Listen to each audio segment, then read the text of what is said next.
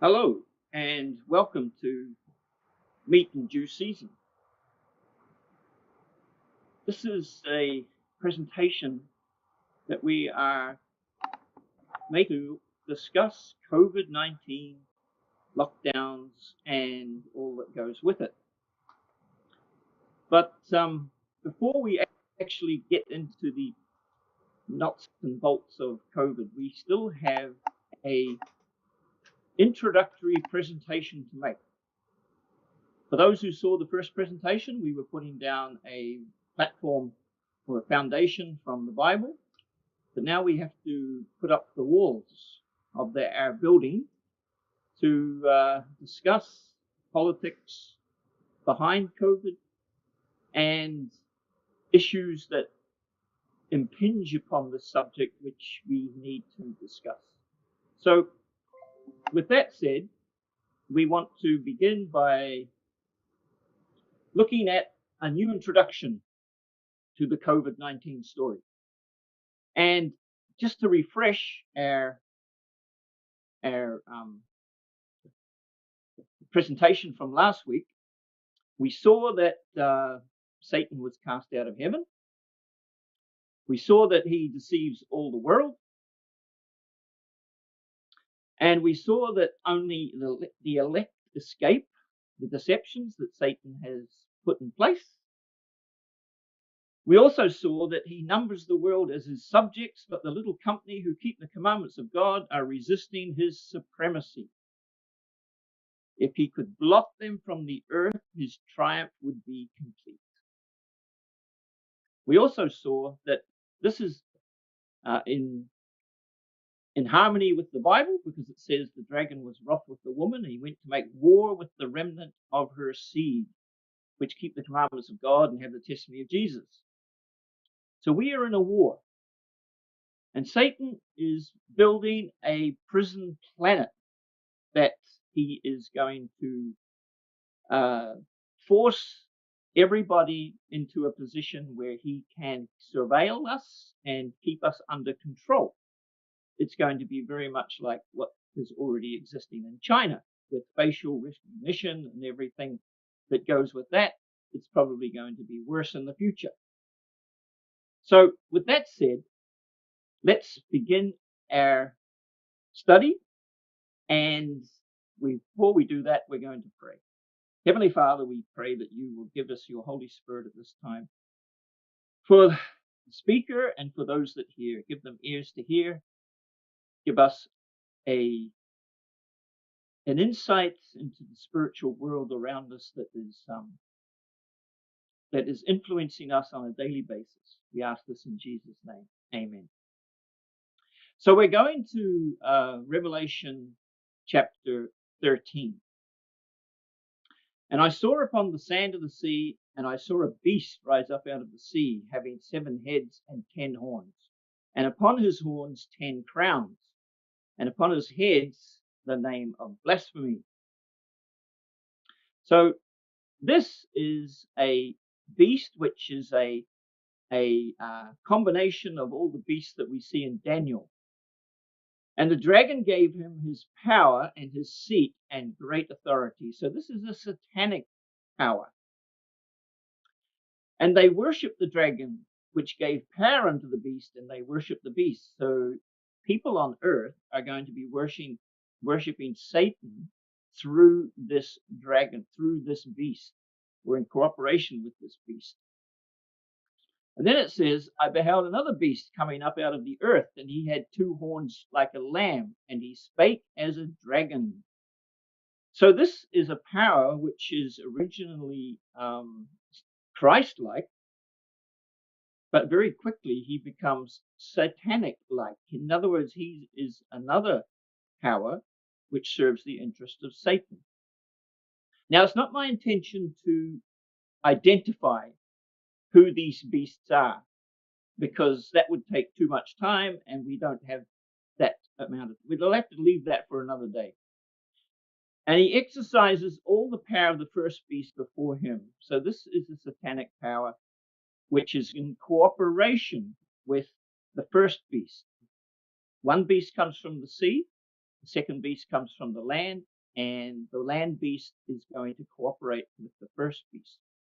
So let's review. There are two satanic powers working together, and this is the definition of conspiracy. This is how conspiracies are. Two or more people working together makes a conspiracy.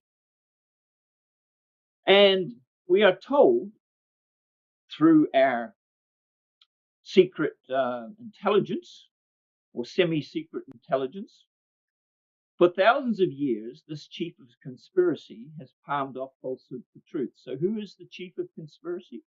Who is the one who organizes conspiracies? It is Satan.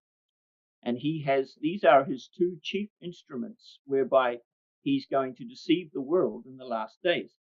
But wait, there is much more. And we're going to Revelation 17 now. And there came one of the angels and talked with me, saying unto me, Come, I will show you the judgment of the great whore that sitteth upon many waters. So he carried me away into the wilderness, and I saw a woman sit upon a scarlet-colored beast, full of names of blasphemy, having 7 heads and 10 horns.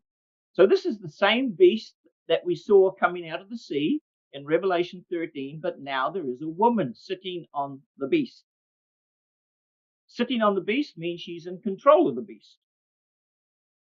And what does she do? Well, with whom the kings of the earth have committed fornication. Fornication is defined as illegal sexual union. So this woman is in bed, so to speak, with all the political powers of the earth. And in the eyes of heaven, this is an illegal union. That's what the point is when it says she's committing fornication. She's committing a legal union with the world. And upon her forehead was a name written, Mystery Babylon the Great. So now we know her name. And she's the mother of harlots and abominations of the earth. So she has daughters. This Mystery Babylon, this woman, has daughters. So let's review again. In our conspiracy, we have a beast from the sea, a beast from the land, the woman on the beast, the daughters of the woman, and the kings of the earth. So this is a ginormous, gigantic conspiracy. We'll discuss why in a moment. But there is even more. It says in Revelation 18, For thy merchants were the great men of the earth, for by thy sorceries were all nations deceived. And I thought about what sort of picture I could have to illustrate the great men of the earth and the merchants. And I chose this headquarters of a bank of international settlements, which is the banker's bank, so to speak. This is the bank that organizes all the other central banks around the world. So in our conspiracy, we have others too, called kings that are yet to come. So this beast has 10 horns, and it's explained that the 10 horns which thou sawest, are 10 kings, which have received no kingdom as yet, but received power as kings 1 hour with the beast. These have one mind, and shall give their power and strength unto the beast. The Club of Rome, which is a elite think tank, if you like, or a lobby group for the interests of the elite, they have divided the world up into 10. Whether it happens like this or not, who knows? But scripture prophecy tells us that there are 10 kings who have not come yet, but will come into power at some point in the not too distant future, and they are going to support the beast, the woman on the beast, and they are going to be part of this conspiracy. So let's review again. We have all these people in Satan's conspiracy. The beast from the sea, the beast from the land, the woman on the beast, kings of the earth, the woman's daughters, the merchants and great men, and 10 kings to come. And what is the purpose of this conspiracy? These have one mind, and shall give their power and strength unto the beast. These shall make war with the Lamb. So we have just talked about how there's going to be a war against God's people. And now we have identified from Scripture many of the people or institutions or powers, if you like, that are involved in this conspiracy. And we can basically say that it's practically the whole world. The whole world is going to be involved in this conspiracy against God's people in the last days. And what is the purpose of the conspiracy? To destroy God's people. So, with that in mind, let's read something from the secret intelligence. The connection of the visible with the invisible world, the ministration of angels of God, and the agency of evil spirits are plainly revealed in the scriptures and inseparably interwoven with human history. So there you have it. You have these agencies which we have just looked at, involved in the history of God's people, and they are plainly revealed in the scriptures. So, of course, we could, as I said before, we could take time and delve into the identity of all those elements or powers or whatever you want to call them that we have just discussed. But as I said, that's not the purpose of this presentation. I just want to establish that there is a ginormous conspiracy going on in the background that we barely notice because it is deceptive, and we need to know about this if we're going to talk about COVID. Right, so let's carry on. The secret intelligence tells us, I saw the leading men of the earth consulting together, and Satan and his angels busy around them. So this is why this secret intelligence is so important for us in this war. She is telling us how this conspiracy works.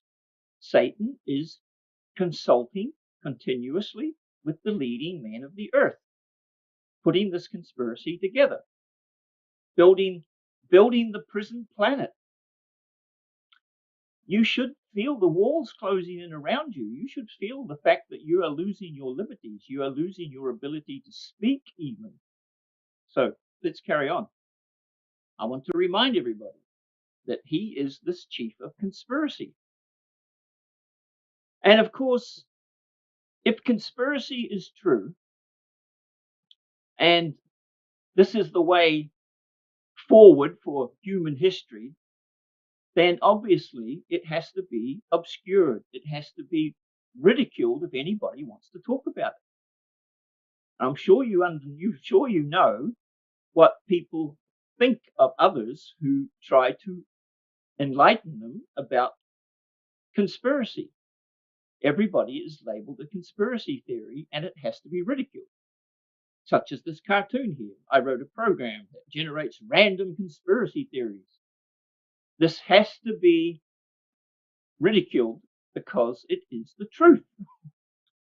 Satan deceives the whole world. You're not allowed to talk about how he does it or how he's building this prison planet. We're not allowed to talk about it. Everybody gets ridiculed if they try. That's how he keeps this knowledge away from the general public. But the fact remains is that everybody believes in conspiracies. With no exception. Everybody does. Take this one, for example. The official explanation, the official narrative of 9/11 is that it was a conspiracy cooked up in a cave in Afghanistan. That is what people believe. So next time when you try and talk to people about conspiracies and ridicule you because you're a conspiracy theorist, you can say to them, well, you believe in conspiracies too. And they will be quite annoyed. They will be quite flabbergasted. What? What do you mean? What do you mean?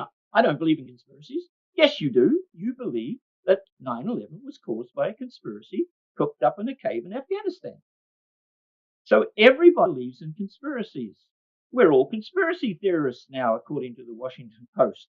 And what they are referring to is they are referring to all the stories that came out about Donald Trump in collusion with Russia. And this is an interesting one because here you have the media pushing this narrative, a false narrative, as it was proven after 2.5 years, that Donald Trump was conspiring with the Russians and he was a Russian agent. So here you have the irony of the mass media pushing this false conspiracy theory while denying all the true conspiracy theories. This is a statement from the article in the Washington Post. She says, everybody in the American administration are conspiracy theorists. The trouble is they don't agree on all the conspiracies or which one is correct and which ones are false. And this is how conspiracy theories are denigrated. Because what they do is or what is often the case, they create that false, ridiculous conspiracy theories are created, which are so obviously untrue that they are labeled as fanatical. And so that means that all conspiracy theories must be untrue as well. So, yeah, it is a minefield out there to understand what is true and what is false. As you know, there's a lot of fake news running around. So if you were to talk about a deep state in the background running America or influencing politics in America or controlling America even, if you were to talk about a deep state, 10 years ago, you would be instantly labeled a conspiracy theorist and ridiculed. What? That's not true, blah, blah, blah. But now, if you talk about the deep state, even the mass media talk about the deep state. And people are becoming aware that there is such a thing as a deep state pulling the strings in the background and sorts of devious things which are obviously forwarding Satan's agenda. And people are becoming aware of it and they're waking up a little bit. There is an awakening going on around the world about these things because God's Spirit is wakening people up. You know, it says in Hosea, my people are destroyed for lack of knowledge. My people are destroyed for lack of knowledge. They don't know what's going on. But people are waking up. They are beginning to understand. And the pushback has begun. So this means that there's going to be more conflict on the world. And the people who are pushing the satanic agenda are going to have to come up with further ideas to get the people under control. Put it that way. There was a conspiracy against Christ.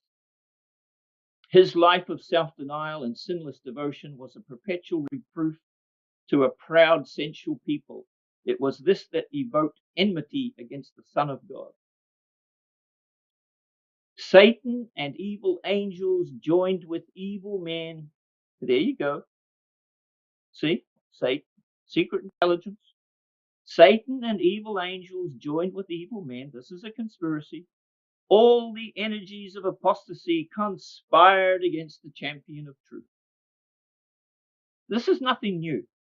Satan has always used conspiracy. He's always combined his power with the power of men to implement his plans and push his own agenda.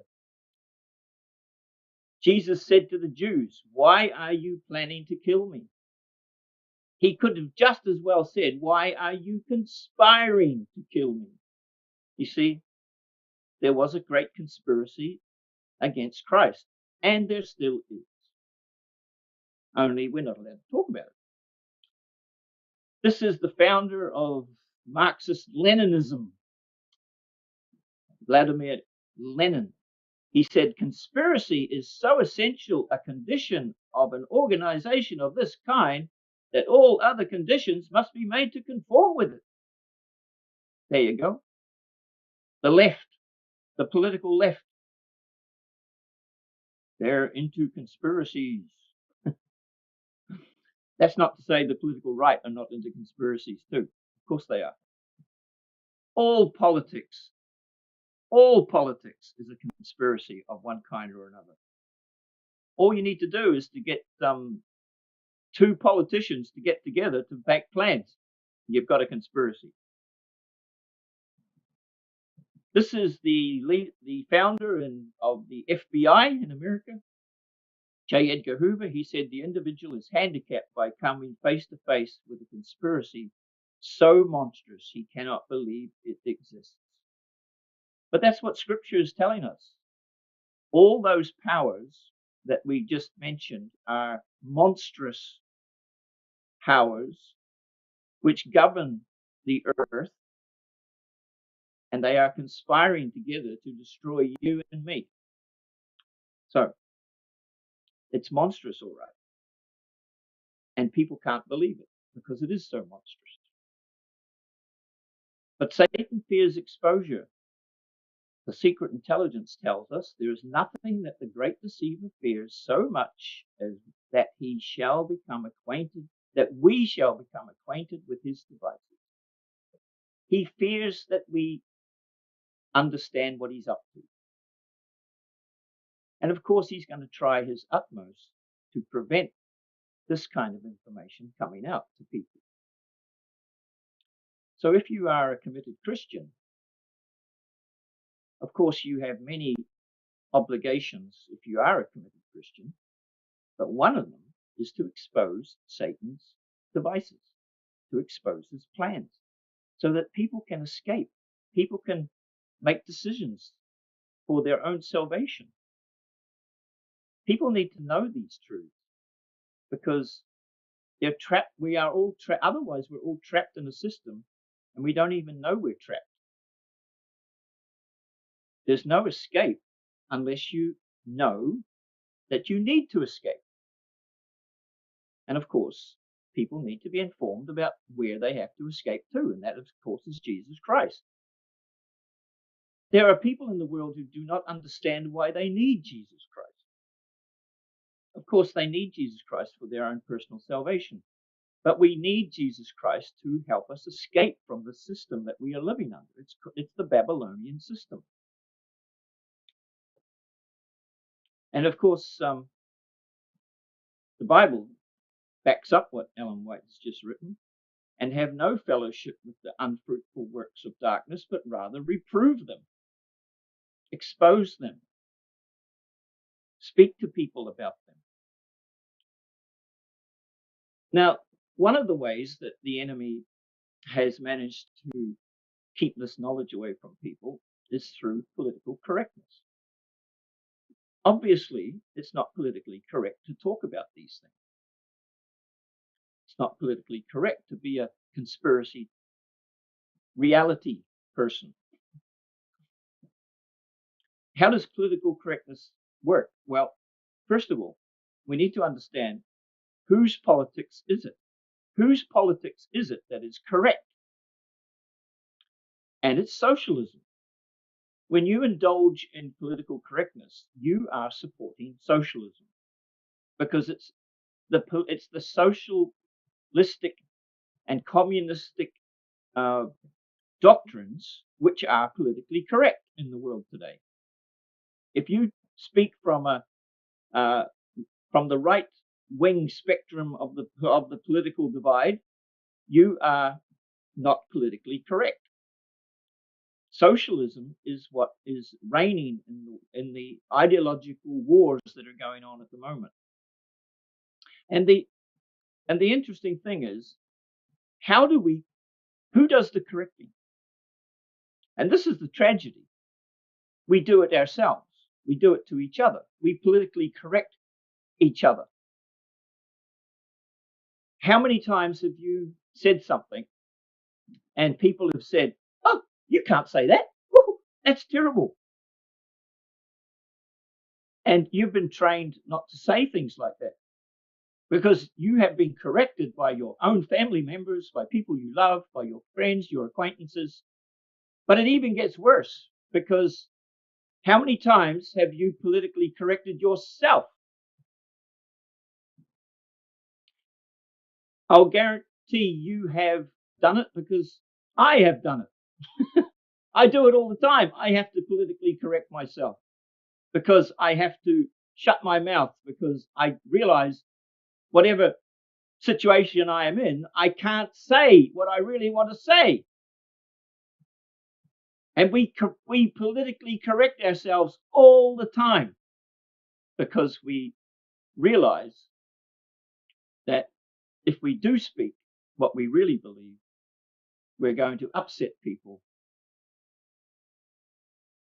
And it's not a very pleasant thing, is it, to make people angry?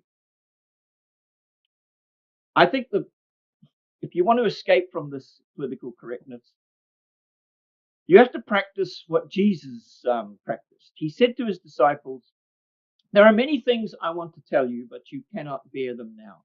So what we have to do is we have to drip feed people. If you want to talk about these kind of issues with people, you just have to give them a tiny bit of information. And hopefully they might come back for more, because they can't cope with the full story.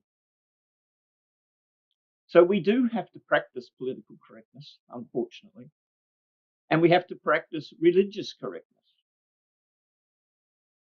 You know, if you go to church and you're sitting there in a Sabbath school and you're discussing certain things, I'll guarantee there are many times when you would like to say something, but you don't say it because you realize that people might not appreciate what you're going to say.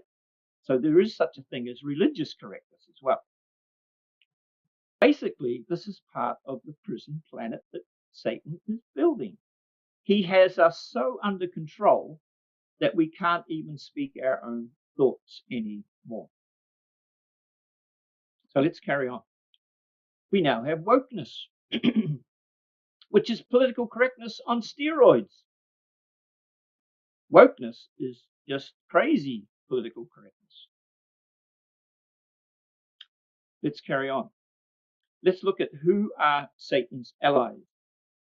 Well, we already know that the kings of the earth are his allies. We also know the merchants of the earth and the great men of the earth, and they are his allies. And what does this add up to? It adds up to the elite. The elite of the earth are Satan's best allies, or most effective allies, because they are wealthy, they are politically connected, and they are in control of the political process. We have always been ruled by elites all through history. Thomas Jefferson: "The issue today is the same as it has been throughout all history, whether man shall be allowed to govern himself or be ruled by a small elite." This is Plutarch, who lived during the time of the Roman Empire. And this is what he says about happened to the basically, this is one of the reasons why the empire fell.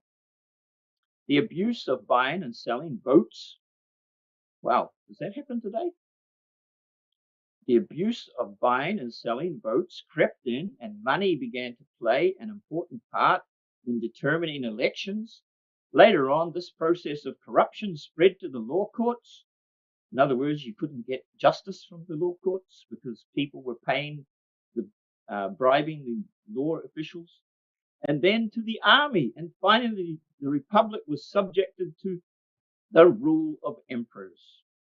So you see, corruption comes from the elite using their wealth to corrupt society for their own gain. This is a letter from one American to another. The rich will strive to establish their dominion and enslave the rest. They always did, they always will. They will have the same effect here as elsewhere if we do not, by the power of government, keep them in their proper spheres. Well, he didn't manage. This is from 1787, from the time the American Republic was established, and he says the elite will take over unless we work actively to oppose them. Well, I'm afraid he didn't succeed. According to this BBC news item, a study done in America establishes that the US is an oligarchy, not a democracy. Oligarchy is simply a way of saying ruling by the elite. The US is dominated by a rich and powerful elite, according to the study, or according to this BBC analysis of the study. This is the ex-president Jimmy Carter. He says, now it's just an oligarchy. He's talking about the situation in America, with unlimited political bribery being the essence of getting the nominations for president or to elect the president. And the same thing applies to governors and US senators and Congress members. This is an interesting item from the Telegraph, which normally doesn't, it's a newspaper in London. It normally doesn't publish things like this. But this came out as a result of the agitation about Brexit. And they want to say how a secretive elite that created the EU to build a world government, voters in Britain's referendum need to understand that the European Union was about building a federal superstate from day one. Well done, Britain. You got out of it. Yeah, it's true. The EU is an elite project, and it's not for the benefit of the common man. And that secretive elite that they are referring to is a group called the Bilderbergers, which were given, basically, they are the driving force behind the EU. This is a great definition of democracy. The two greatest obstacles to democracy in the United States are, first, the widespread delusion among the poor that we have a democracy, and second, the chronic terror among the rich, lest we get it. It's true, my friends, democracy, the way we live today with our so-called democracy is an illusion. We are run by the elite. But let's look at the chronic terror that the elite have if they lose control. This is what it looks like. Some of you, I'm sure, will have heard of Spartacus. He was the man that led a great slave rebellion against the elite in Roman times. And they were very successful. They beat army after army. They destroyed many things. They were the bane of the Roman establishment. And eventually they were defeated, but they caused enormous amount of damage and they killed many of the elite. This is what they're terrified of. They made many films about Spartacus. He's become a symbol, if you like, for the revolt of the slaves. Here's another one. This is a museum in Germany commemorating the great peasant revolt, when the peasants rose up and slaughtered their masters. It was a terrible time in Germany. It happened in the time of Luther. Now, I'm just going to show you a few examples of why the elite feel terrorized about the masses, about the uh, about the people that they need to keep under control. Because if they don't, things like this happen, and they have their heads cut off. For example, one of the great revolts against the elite was the French Revolution. I'm sure you know, and for the first time, a king was executed by the plebs, by the unwashed, by the deplorables, as we are often called by the elite. Useless eaters, too. Anyway, so this was a terrible time of terror for the elite. Now, when it was all over, they met together in this Congress of Vienna, and one of the things that this is where they tried to put back the pieces that were just, this was after the French Revolution and the Napoleonic Wars, and so they're trying to reestablish their authority. And one of the things they decided at the Congress of Vienna was that they were going to so organize the world that nothing like the French Revolution could ever happen again. All right, this was you got to think how they think. You know, we're tired of having our heads chopped off. We're tired of the peasants rising up and taking away our hard-earned wealth and influence. These people are deplorable. They can't govern themselves. We have to govern them. They're ignorant masses. They need a leader. By the way, that's what Plato taught. You know, the great he's hailed as the great inspiration for Western civilization. This is what he taught. The masses have to be led by, well, he called them philosophical kings that know how to govern. And this is how the elite think of themselves. We are the people who know how to govern, and so you need to stay in your place and do as you're told. And if you don't, well, trouble is coming for you. So let's look now at what their plans are. This is a man called H.G. Wells, and you may have heard of him. He's written many famous books, and a lot of these books have been made into movies. Now, I want to show you one book that he wrote, which is not very well known. It's called Anticipations of the Reaction of Mechanical and Scientific Progress upon Human Life and Thought. Wow. Scientific progress upon human life and thought. Wow. These are social engineers. These are people who think these are the elite who think they have the right to engineer society in a way that they will benefit them and not us, of course. And I don't want to read everything that he's written here, but he says in this book, the New World State will have a new ethical system. It won't be Christianity anymore. They'll have an ideology which everybody must subscribe to, and incidentally, that is socialism. But it won't be Christianity. It'll be a new ethical system. Reproduction must be carefully controlled. You got to remember, the title of his book is Scientific Progress Upon Human Life. Population control through social and scientific manipulation. The method that must be, in some cases, still be called in to help man is death. To help man, we have to kill him.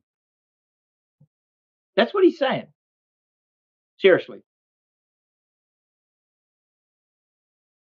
This is the woman, her name is Margaret Sanger, who founded Planned Parenthood. The most merciful thing that a large family does of its infant members is to kill it. Planned Parenthood is the well-funded organization in America that promotes abortion. And the founder of this organization was a woman who believed in the elite requirement to kill the unwanted. It's funded by federal funds from the government. And this brings us to the subject of eugenics, which is never, this word eugenics is never used anymore, or seldom used. But back in the day, in the at the turn of the century, from the 18th to the 20th century, and especially up to the 1930s, this was all the rage. Eugenics back then occupied the same position in the human psyche as something like global warming does today. It was all the rage in the scientific world. It says here, if you can read it, eugenics is the self-direction of human evolution. Think about that. If evolution is true, it's all about the survival of the fittest, then maybe we can influence who survives and who doesn't. Do you get it? In other words, we can create a master race. This book, this eugenics idea takes its inspiration from Charles Darwin's book Origin of Species by means of natural selection.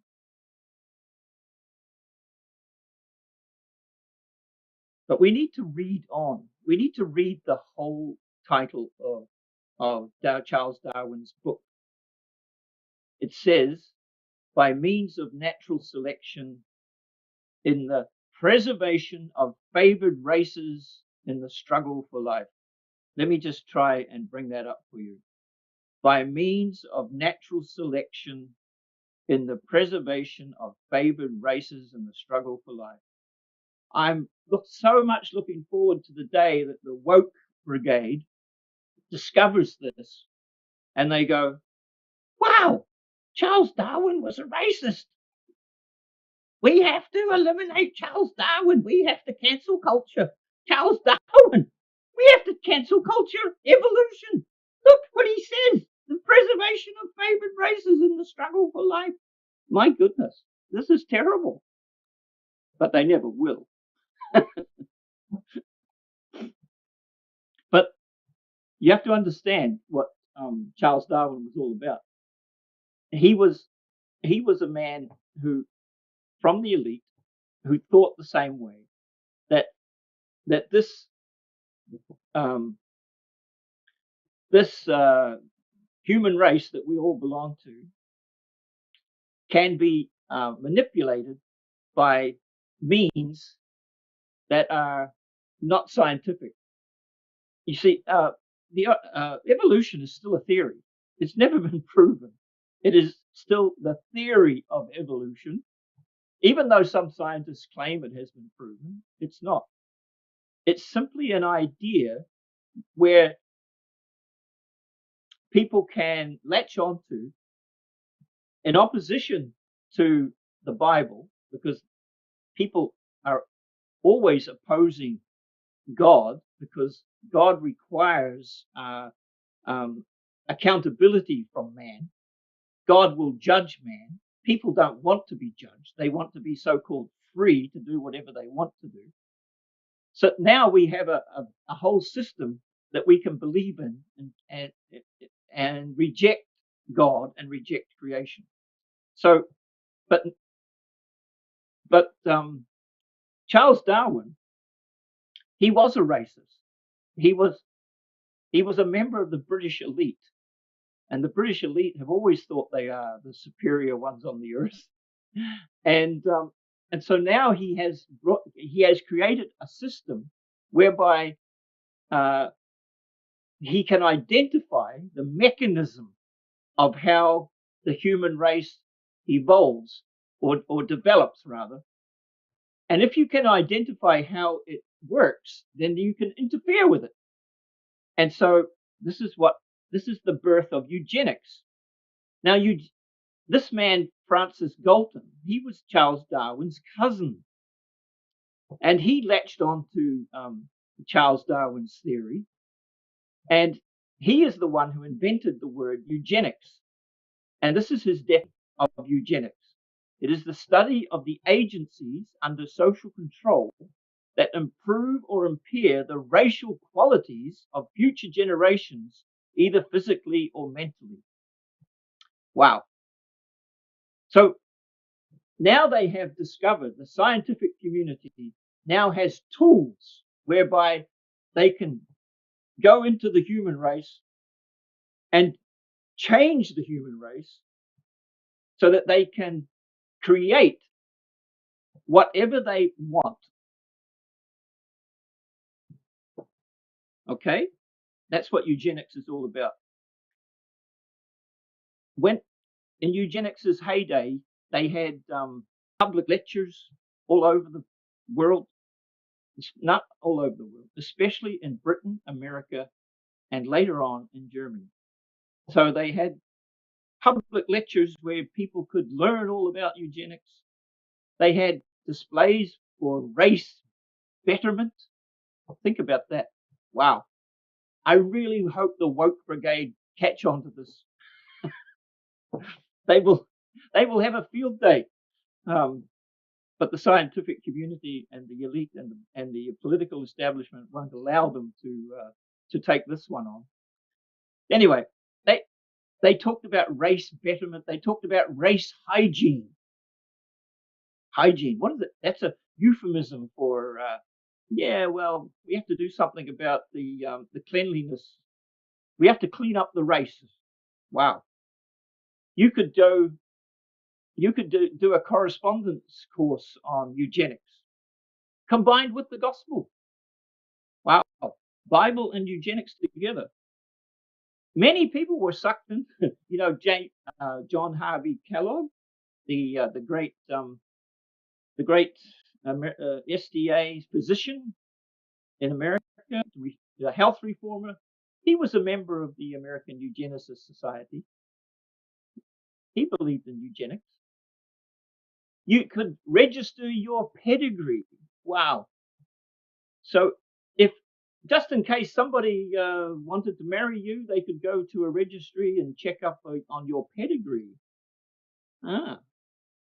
Let's look into this person's background and see if they're a suitable marriage candidate.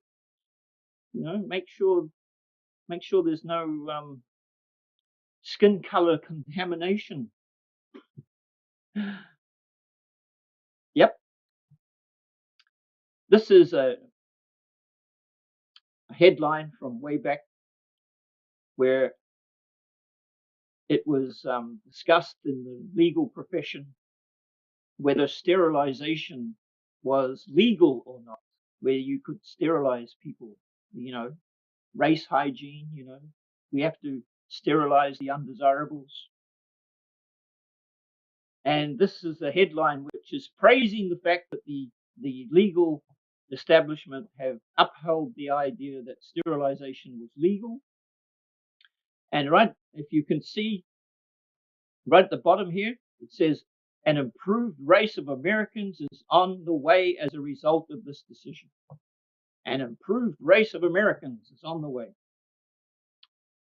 And of course, this was picked up by the Nazis, and they just took it to its logical conclusion. But what is not understood is that the Nazis learned it from the Americans. And the Americans learned it from the British. Yeah.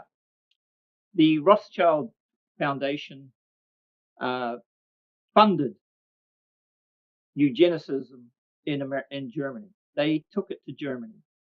And as you know, the history is well known. And that's why nobody talks about eugenics anymore because of the horrors that the Nazis perpetrated with this new ethics. Do you remember the new ethics that H.G. Wells talked about? Well, this is the new ethics, the Nazi ethics. By the way, they were socialists. They acted like fascists, but they were socialists. The name of their party was the German Socialist Workers' Party, shortened to Nazi. And even after the Nazi horrors, it still carried on in America. North Carolina grapples with the legacy of sterilization, and it never this eugenicist movement never really finished until, or let's say the practical application where they actually did sterilize people. It never finished until, in North Carolina at least, until 1979.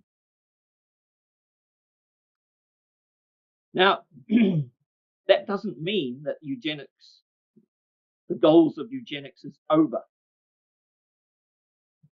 This is a man called Julian Huxley, and I'll introduce you to his family, the Huxley family, in a moment. He was the first director of UNESCO, and he's lamenting in this statement here that eugenics, we can't really get it off the ground, unfortunately, because of the Nazi heritage. But he says that now what is unthinkable may at least become thinkable in the future. And he's talking about the eugenics program. It's unthinkable at the moment. This is just after the Second World War, so we can't really talk about it. But it may become thinkable in the future. Well, it didn't take too long. This is Arnold Toynbee. He was one of these, there's always these gurus around that the media trots out to convince us that of this or that, or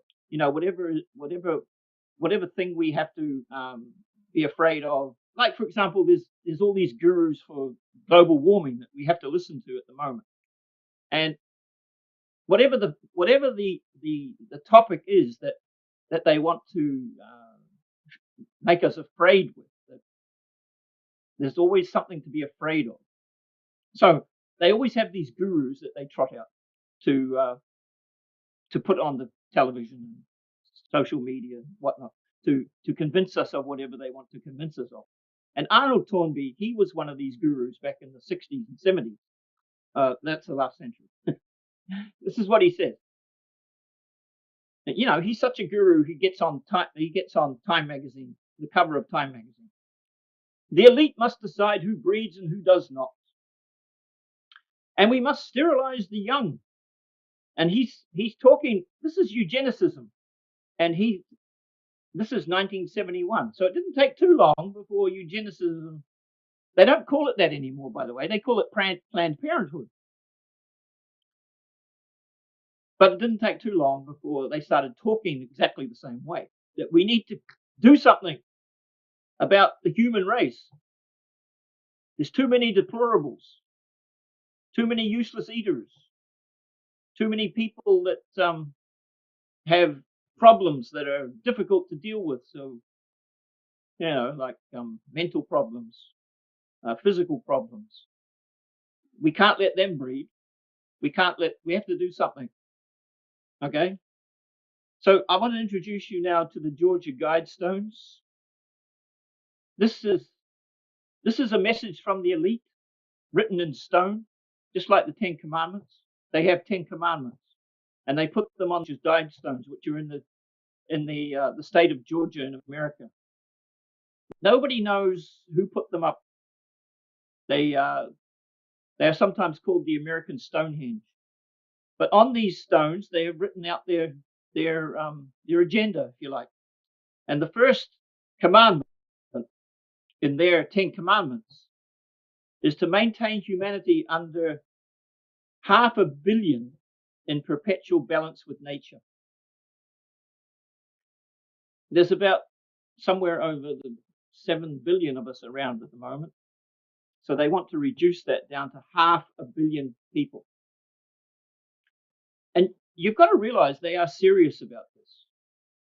This is no joke. This is part of the war. This is how Satan is beginning his attack upon God's people. He can't go around singling out Seventh-day Adventists for assassination. That would be too obvious.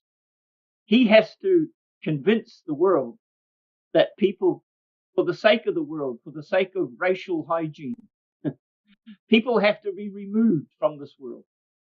This is how he starts. He doesn't start specifically with Seventh-day Adventists. That will come later. But he's starting to convince people, the elite, that the population of the world needs to be reduced. And they're all in it. The elite are all in this program. This is Ted Turner. He was the founder of the TV channel CNN in America. He says he's not happy with 500 million people still living. He wants the world to be reduced to 250 to 300 million. He says a 95% decline from present levels would be ideal. Yeah. Why don't you sacrifice yourself, Ted Turner? Anyway, Henry Kissinger. Depopulation should be the highest priority of US foreign policy towards the third world. Oh, and by the way, that's their favorite place for people to die. And that's in the third world. The third world's a mess. People are living in poverty in the third world. And most of their skin color is black. I have to say it. Yes. The Nazis weren't going to stop with the Jews. Their next project would have been the Slavs and anybody else that didn't look like a blonde, blue-eyed German. This is Bill Maher. He's one of these gurus which they trot out on TV. I'm pro-choice. I'm for assisted suicide. I'm for regular suicide. I'm for whatever gets the freeway moving. Death. The freeway of death. That's what I'm for. It's too crowded. The planet is too crowded. And we need to promote death. Yeah, they're serious. Well, these people got the message. Save the planet. Kill yourself. And this is where this eugenic ideology combines now with global warming. It's not just a case of getting rid of people for the sake of getting rid of people. We now have to get rid of people for the sake of the planet, to save the planet. Okay? The two, global warming and the eugenics Nazi agenda, are now combining together. First comes the propaganda, and it's done through the media. This is where the wine of her fornication is.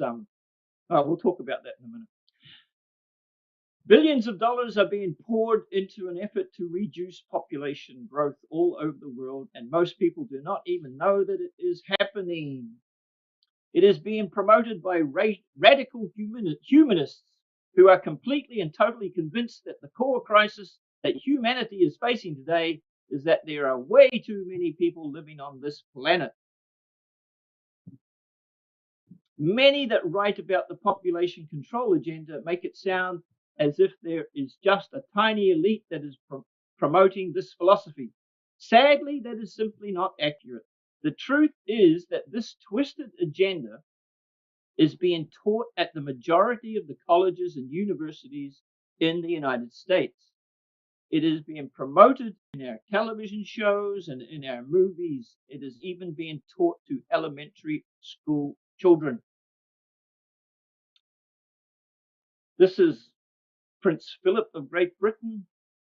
He said that if he comes back reincarnated, he would come back as a deadly virus so that he can contribute something to solving overpopulation.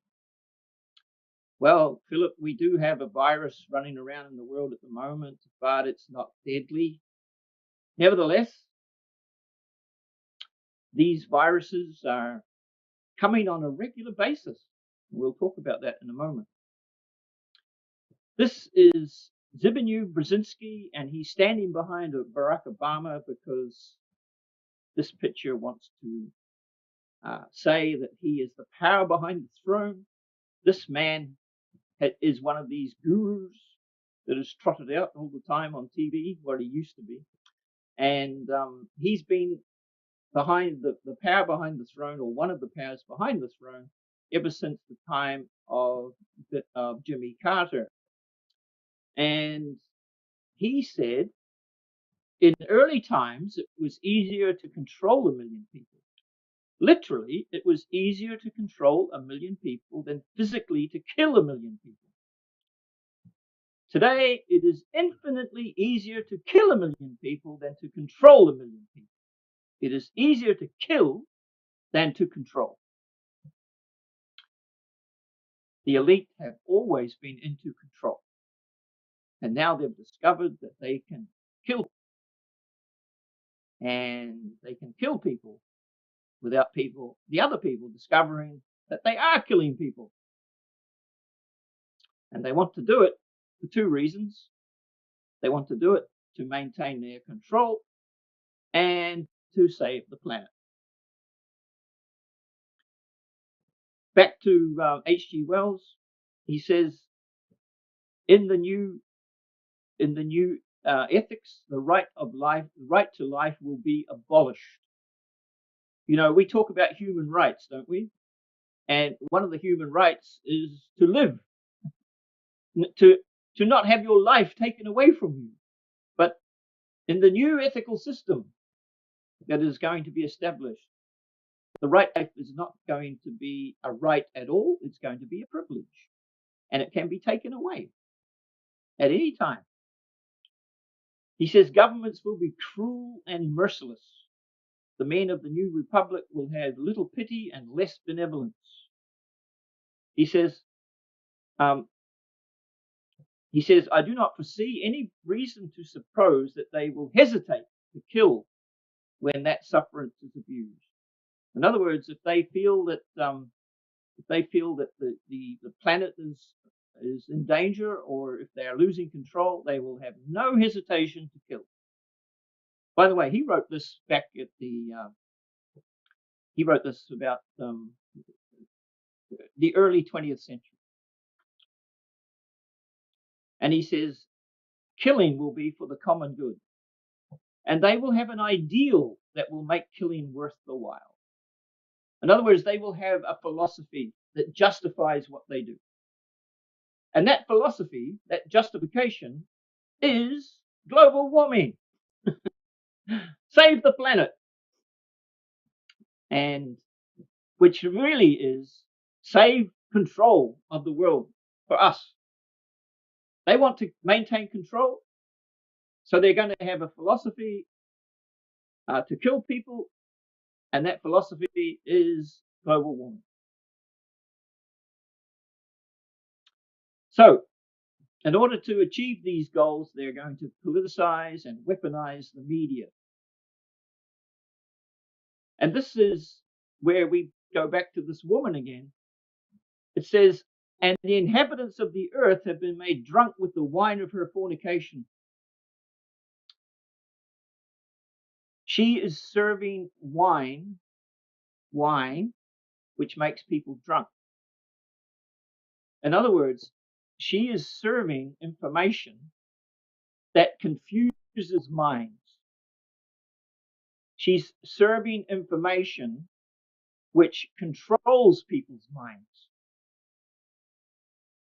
And it's done through the media. Made drunk with the wine of her fornication.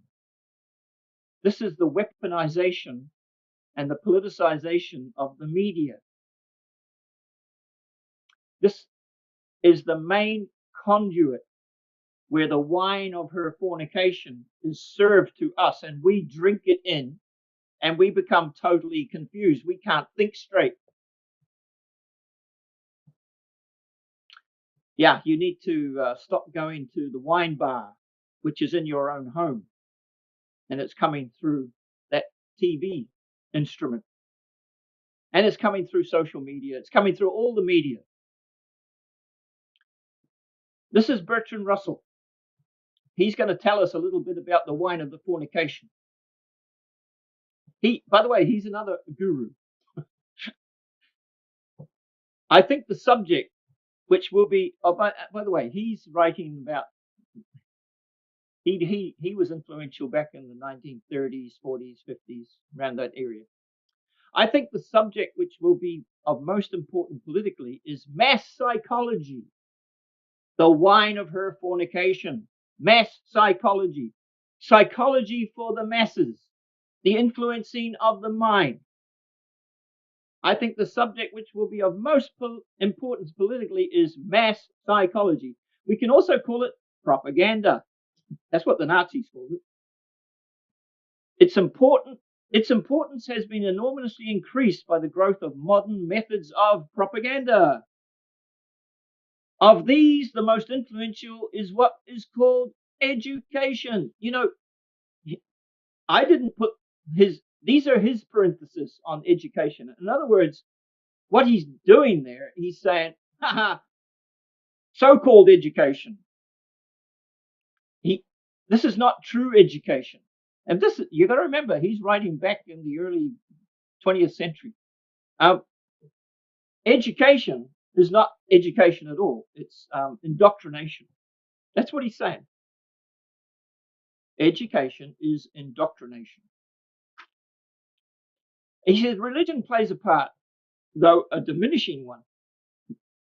The press, the cinema, and the radio play an increasing part. If he lived now, he would say, and the internet and social media, etc. It may be hoped that in time anybody will be able to persuade anybody of anything if he can catch the patient young and is provided by the state with money and equipment. Anybody can be persuaded of anything. In other words, white becomes black and wrong becomes right, etc., etc. Let me introduce you to Thomas Huxley. He's called Darwin's bulldog. And this was the man who popularized Darwin's theories. Darwin was not a good speaker. He was not a public speaker, but this man was.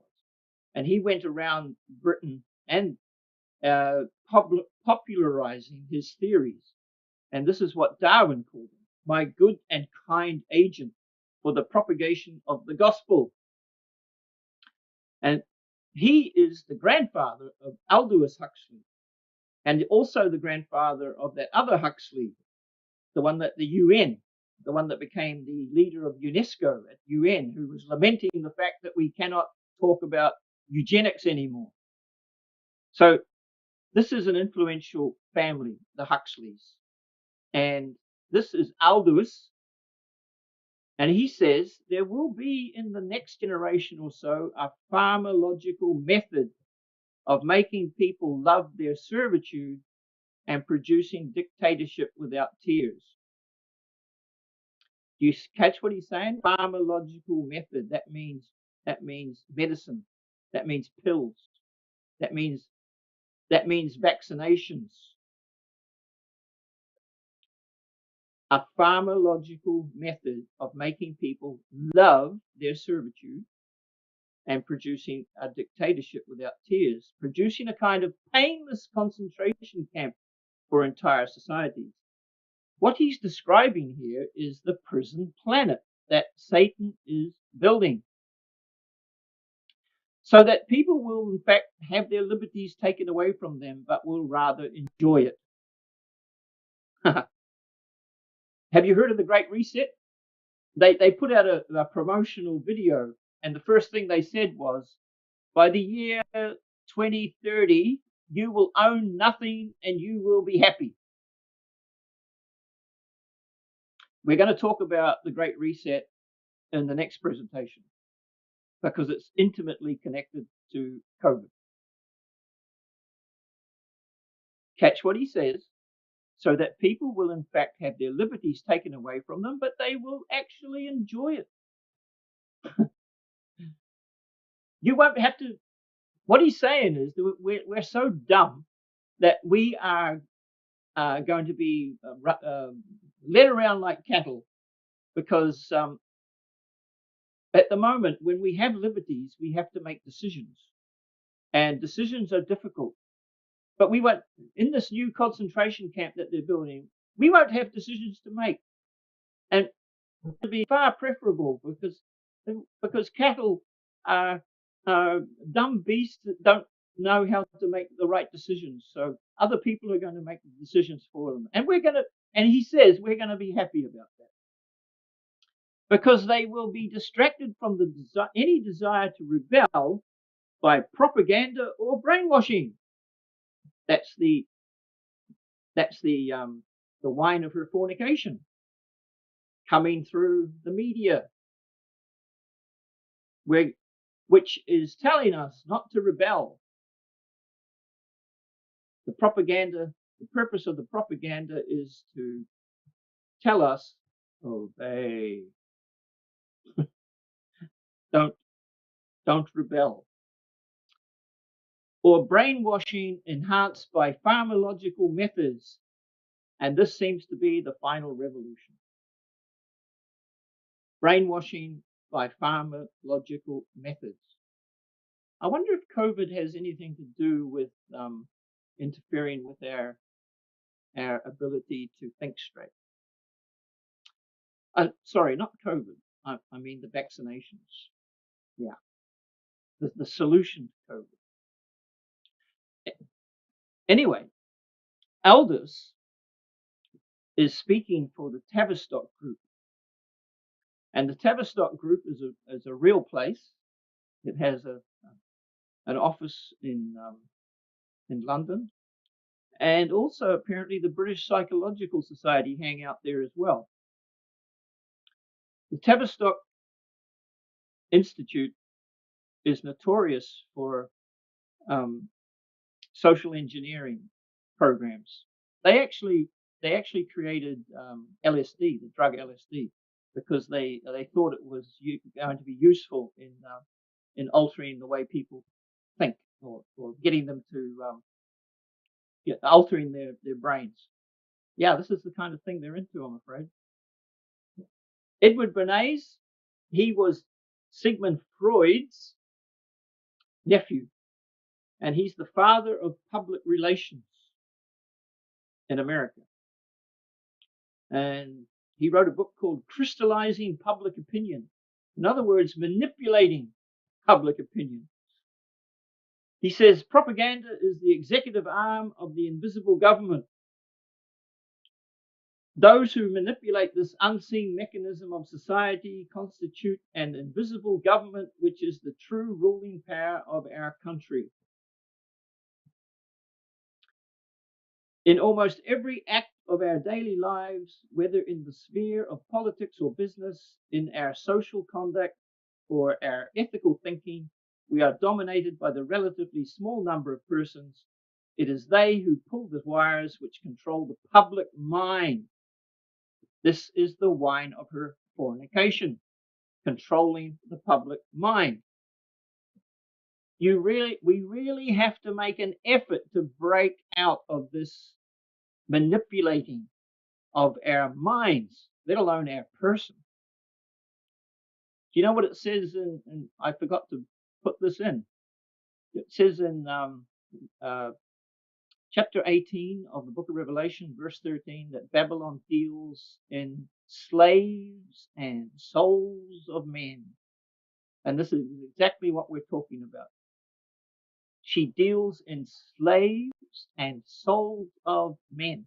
In other words, she's got us physically and she's got us mentally, spiritually. Up here, she's got our brains. She's manipulating our minds.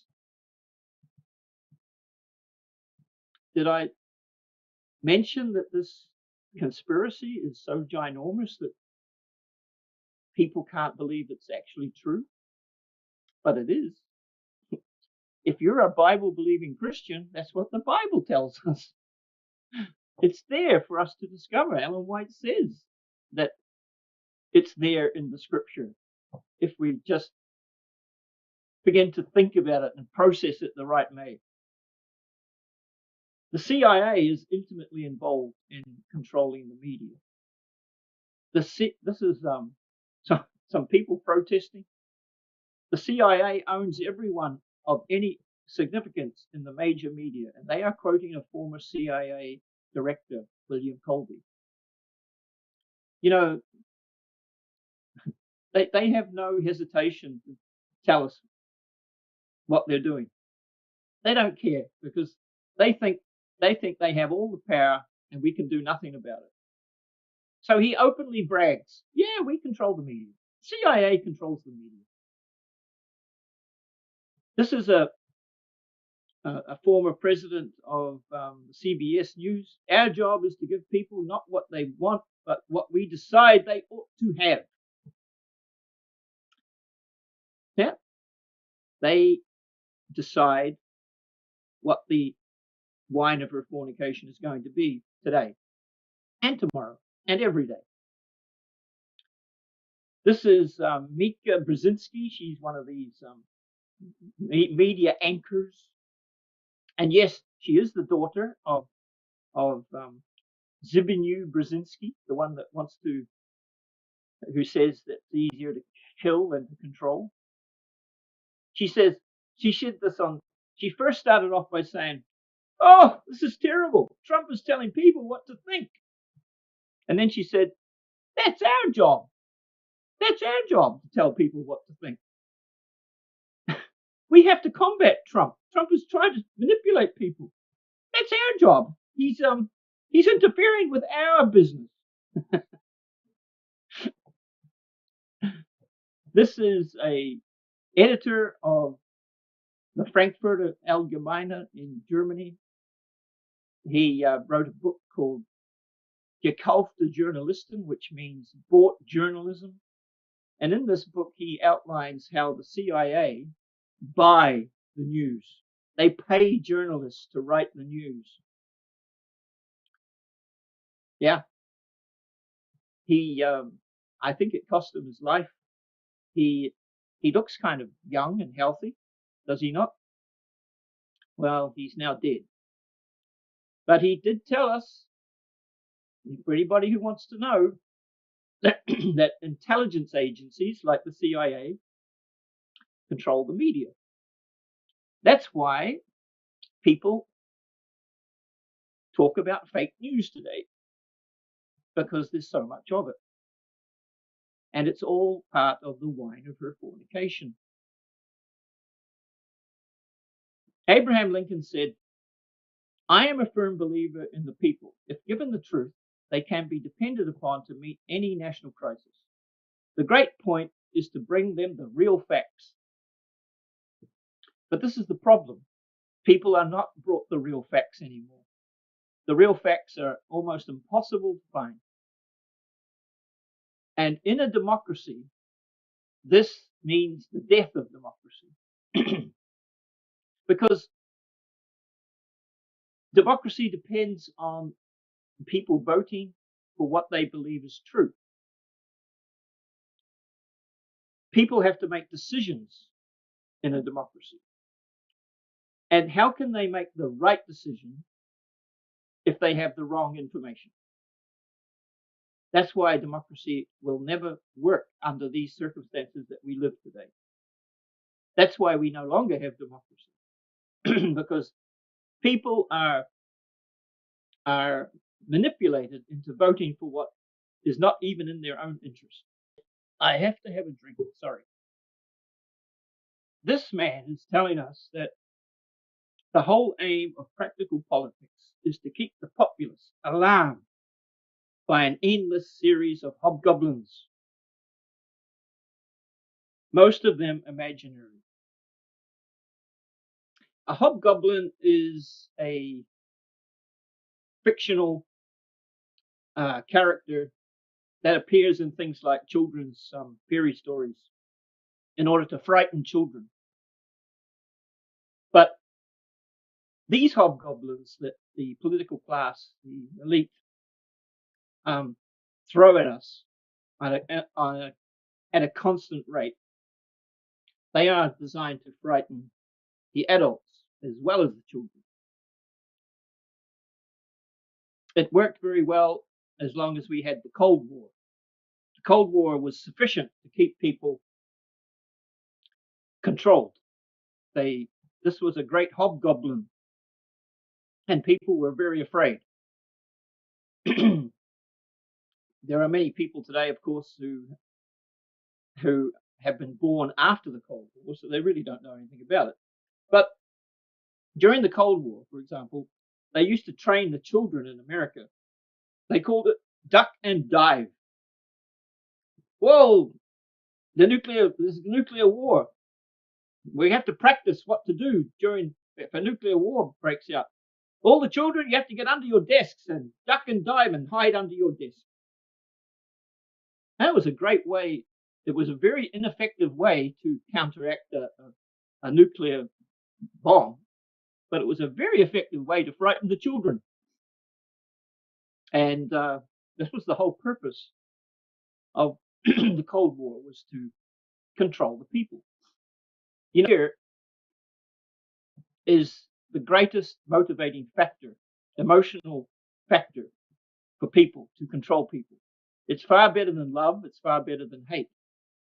If you can get people to fear, you can get them to do things that they normally would not do. So after the Cold War was over, we had the war on terror. But that didn't frighten enough people, because it only frightened certain sectors of the world. So now we have global warming. Be worried, be very worried. And people are very worried because of the myth of global warming. Just let me show you something here. Back in the 1970s, they were telling us that we're all going to die because there's an ice age coming. And now, in the early 21st century, we are being told that we're all going to die because of global warming, directly contradicting one another. They seem to think that the deplorables don't have much of a memory. But the whole purpose is control through fear. Listen to Greta Thunberg.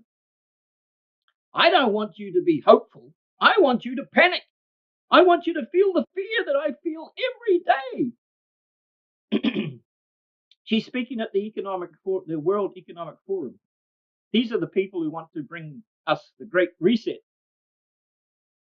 And of course, she's the promoter of school strikes for climate, Fridays for future. It's taken a bit of a backseat at the moment because of COVID, but this was the great rallying point for global warming. And you have all these school children out on the streets, and some of them can't sleep at night because of what they've been taught about global warming. Especially when you have people like her saying, "We only have 12 years left." It's becoming ridiculous. Climate has always changed, and it always will. But then, I don't know whether some of you may remember the ozone crisis, when we were all going to die because of radiation from outer space is going to give us all cancer. This is a very interesting one, because it amazes me how they can get away with it, to be honest. How the scientific world falls in line with their political masters. Because the ozone is created by oxygen rising up into the atmosphere and it interacts with the sun, and it creates ozone. So obviously there's going to be holes on the South Pole and the North Pole because there's no sunlight there for practically 6 months of the year. This is the only place where you have ozone holes, over the North Pole and the South Pole. So this was a fictional, ridiculous argument that they made, but it was all designed to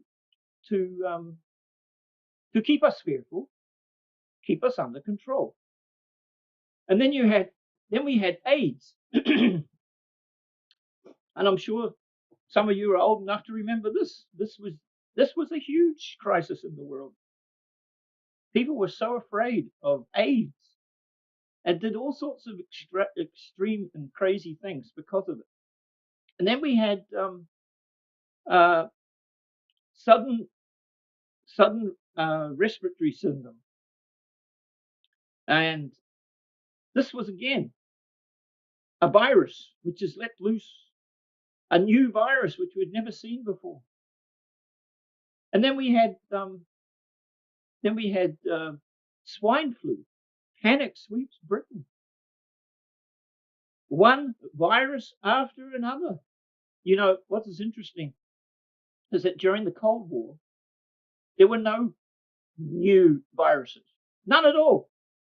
There was the regular annual flu, but no new viruses. And the reason why we had no new viruses is because no new viruses were necessary. The Cold War was doing its job. People were frightened. But after the Cold War is over, suddenly we have this endless series of hobgoblinish viruses, one after another. Don't you think there's something wrong there? No viruses during the Cold War, which went from basically the end of the Second World War up until the early 1990s. Then suddenly viruses everywhere. Well, bird flu and MERS, Middle East respiratory syndrome. A man this is a story about a man in Asia who's the first one to die from it. And then we had Ebola. And then we had Zika, one after another. And now we have COVID. Okay, so we've come this far. We've nearly finished with this presentation. We're going to talk about COVID in our next presentation. I want to finish with just a couple of things. Firstly, I want to go back to this man, and he says that Protestantism will not suit the new republic. He also calls it the new ethics. Protestantism will not suit the new ethics which is coming upon the world. And he says, there will, I imagine, be a steady decay in the various Protestant congregations. You've got to remember he wrote this at the early 20th century. And he's been completely accurate. Protestantism has been in decay. And then he says this, the rich as a class are going to adopt Roman Catholicism. We are only in the very beginning of a great Roman Catholic revival. And you know why he says that? It's because the Catholic system will suit the new republic, the new world order. It will suit the new ethics which he is telling us is going to come. Everything that this man has said and people like him is coming true.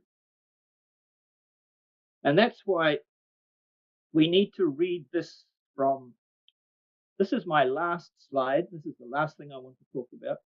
This is the secret intelligence telling us that we all need wisdom, carefully to search out the mystery of iniquity that figures so largely in the winding up of this earth's history.